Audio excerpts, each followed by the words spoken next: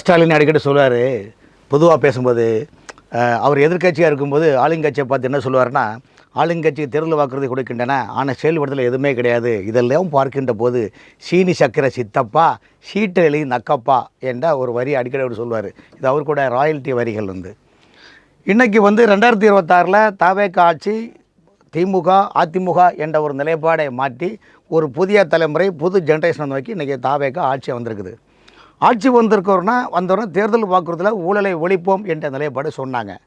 ஊழலை ஒழிப்போம் என்று சொன்னாலும் இப்போ அதாவது என்ன சொன்னால், எம்ஜிஆர் தனியாயினாலும் தலை போனாலும் தீமைகள் நடப்பதை தடுத்து நிறுத்துவேன் என்று சொன்னார். திருடனை பார்த்து திருந்தாவிட்டால் திருட்டை ஒழிக்க முடியாது இன்னும் எம்ஜிஆர் அந்த காலத்தில் பட்டுக்கோட்டையார் மூலமாக எல்லாம் பாடல்களையும் முடிச்சிட்டார். இன்றைக்கு உள்ள நிலைப்பையில் தாவேகா கட்சியில் இருக்கிற எம்எல்ஏக்களோ அமைச்சர்களோ அந்த நிர்வாகத்தை பண்ணுறாங்களே தவிர்த்து அவங்களுக்கு உள்ளே இருக்கிற அந்த அமைச்சர்களுக்கோ அல்லது சட்டமன்ற உறுப்பினர்களுக்கோ தொகுதிக்குள்ளேயோ அல்லது அமைச்சர் அந்த லாகாக்குள்ளே இருக்கிற முதல் அக்கு வரையிலும் சூட்சமங்கள் எதுவுமே தெரியாது.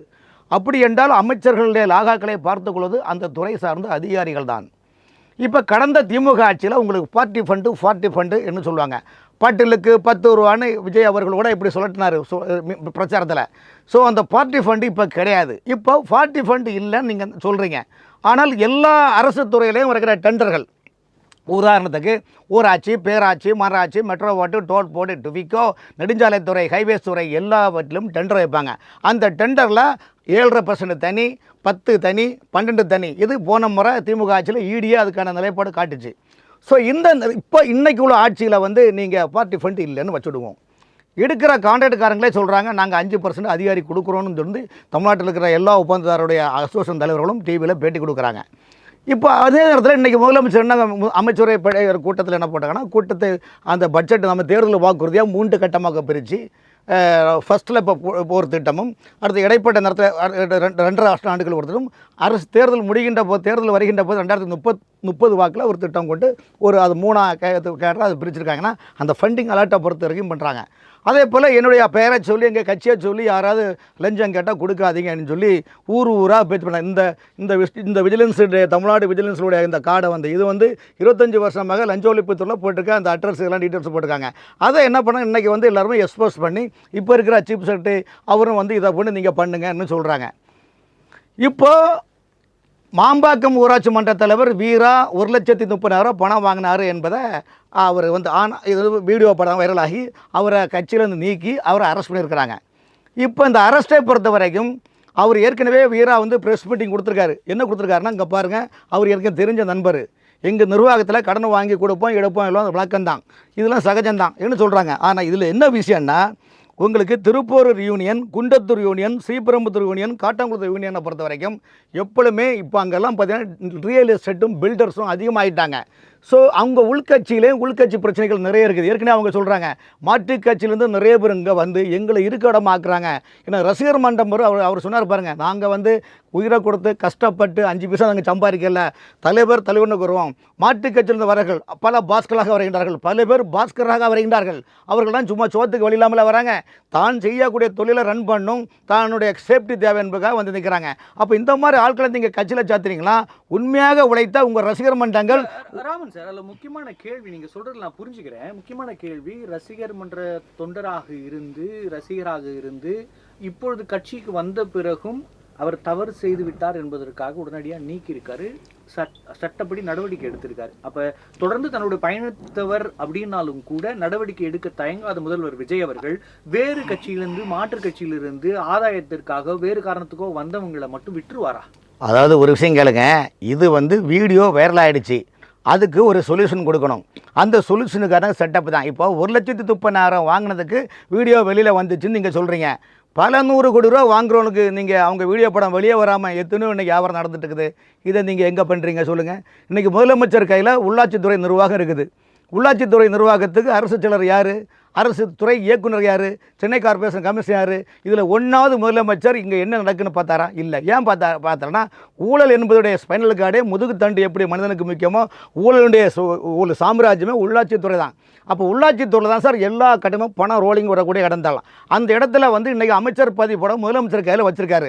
முதலமைச்சர் அந்த நிர்வாகத்துக்குள்ள அந்த ஊராட்சி, பேராட்சி, நகர ஊராட்சி புசியானந்த பார்க்குறாரு. பேராட்சி, நகராட்சி, மாராட்சியில் எவ்வளோ சம்பவம் நடக்குன்னு பாருங்கள். நேற்றுக்கு சென்னை கார்ப்பரேஷனில் 6 அதிகாரியை ஊழல் பண்ணாங்கன்னு சஸ்பெண்ட் பண்ணியிருக்கீங்க. அந்த பாருங்கள், ஆர்டர் காப்பியை பாருங்கள். ஆனால் இதே ஆர்டர் காப்பியில் இல்லை திமுக ஆளுங்கட்சி நீங்கள் தான் சார், ஆளுங்கட்சி நீங்கள் தானே சார். நீங்கள் இந்த பாருங்கள், சென்னை மாநகராட்சியில் 6 அதிகாரிகள் ஊழல் செய்தாங்கன்னு அவங்கள சஸ்பெண்ட் பண்ணியிருக்கீங்க. அதே மாநகராட்சியில் பார்த்தீங்கன்னா அதே மாநகராட்சியில் நீங்கள் பார்த்தீங்கன்னா என்ன பண்ணுறாங்கன்னா 3/5/2005 குமரகுருபுரம் கமிஷனர் இருக்கும்போது BRR பஸ் ரூட் சாலை பணிகள் இதில் பண்ண உதவி செயற்பாளரை ஊழல் பண்ணாங்கன்னு சஸ்பெண்ட் பண்ணுறீங்க.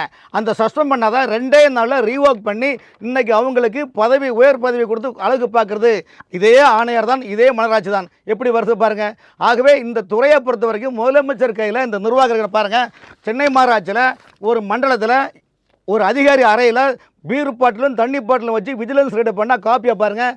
அவரை இன்ன வரைக்கும் சஸ்பெண்ட் பண்ணல. இங்கே பாருங்கள், இதெல்லாம் தாவேக ஆட்சியில் பேராட்சி, நகராட்சி, மாநகராட்சியில் போட்டால் ஆர்டர் காப்பி, டிரான்ஸ்ஃபரு, பணி உயர்வு, பதவிகள் இதெல்லாம் எவ்வளோ வாங்கியிருக்காங்க எங்கிட்ட தெரியும் சார். இதெல்லாம் முதலமைச்சர் சொல்லிக் கொள்கிறோம். ஏன்னா முதலமைச்சர் உண்மையிலே மக்கள் நன்றாக இருக்க வேண்டும், இந்த உள்ளாட்சித்துறை சிறப்பாக இருக்க வேண்டும் என்றால் உங்களுடைய துறைகளில் நீங்கள் போட்டிருக்க அதிகாரிகள் உங்களை நம்பிக்கையை நினைக்கின்றீர்களே அந்த அதிகாரிகள் நேர்மையானவர்களா, வாய்மையானவர்களா? கடந்த முதலமைச்சர் ஸ்டாலினிடம் கான்வாயில் சென்று பயணித்தவர்கள்லாம் இன்று உங்களுடைய அதிகாரியாக உட்கார்ந்து கொண்டால் எப்படி தீர்ப்பு கிடைக்கும்? அவர் சொல்லுகின்றார், நான் ஒரு சாதாரண தொண்டன், நான் இன்னும் கஷ்டப்படுறேன். ஆகவே அது கைது என்பது உங்களுடைய நிலைப்படி. ஆனால் நீங்கள் யாரை பிடிக்கிறீங்க? காணாங்காத்தா மீனையும் நீங்கள் காரப்புடியையும் ஒரு பன்னா மீனையும் பிடிச்சி அரெஸ்ட் பண்ண என்ன சார் சொல்லுங்கள்? நீங்கள் பிடிக்க வேண்டிய திமிங்கலத்தை, நீங்கள் பிடிக்க வேண்டிய முதலையை அவர்களெல்லாம் விட்டு ஏதோ 5 ரூபா 10 ரூபா அதை போய் பெருசாக பிடிச்சு சாதிப்பது சாதனை அல்ல. மக்கள் பார்த்து கொண்டிருக்கின்றார்கள். காரணம் என்றால் கடந்த ஆட்சியிலே திமுக அதிமுக வீட்டுக்கு காரணம் உள்ளாட்சித்துறையில் நடந்த ஊழல் தான். அதே ஊழல் நிர்வாகத்தை நீங்கள் தன் கைவசம் இருக்க வேண்டும், நிர்வாகம் சிறப்பாக நடக்க வேண்டும் உங்களுடைய எண்ணம். எங்களுக்கு ஆட்சேபனை கிடையாது.